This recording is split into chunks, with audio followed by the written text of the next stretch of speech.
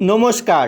Press live sky news মানেই সবার আগে সবার সাথে। আমরা সবার প্রথমেই দেখাবো বলাগড় বিধানসভা কেন্দ্রের বামফ্রন্টের প্রার্থী বিকাশ গোলদারের এক্সক্লুসিভ সাক্ষাৎকার।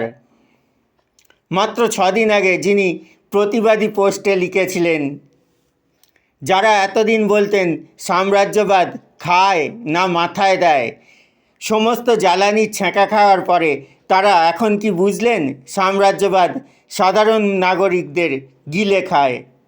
হ্যাঁ, সেই বিকাশ গোলদার, তিনি এখন বলাগড়ের বামফ্রন্ট ক্যান্ডিডেট।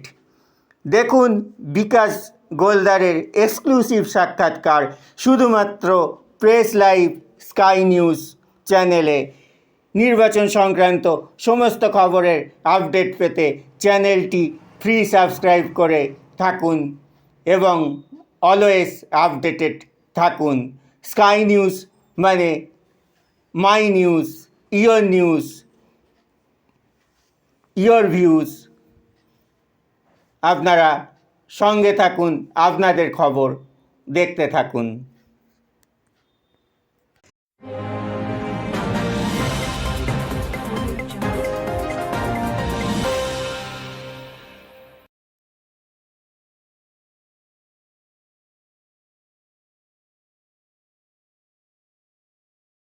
কতখানি টাফ মনে হচ্ছে এখন?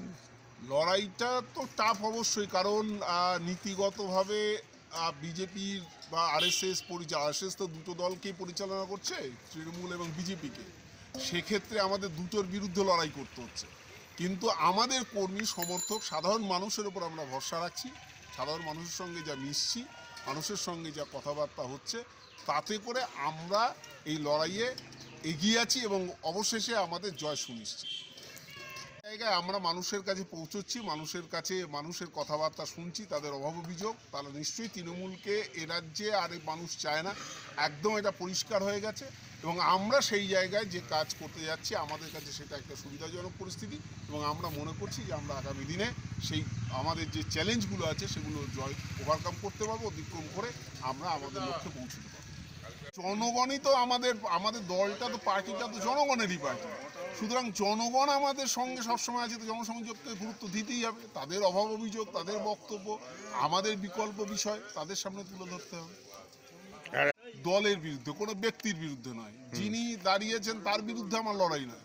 আমাদের লড়াই হচ্ছে আমাদের নীতি, যে দুটো দল রয়েছে, দক্ষিণপন্থী দুটো দল, তাদের যে নীতি, সেই নীতির বিরুদ্ধে আমাদের লড়াই, জনগণের জন্য লড়াই। সুতরাং তিনি কোথা থেকে এসছেন কি না এসছেন, এটা আমাদের কাছে বিবেচ্য বিষয় নয়।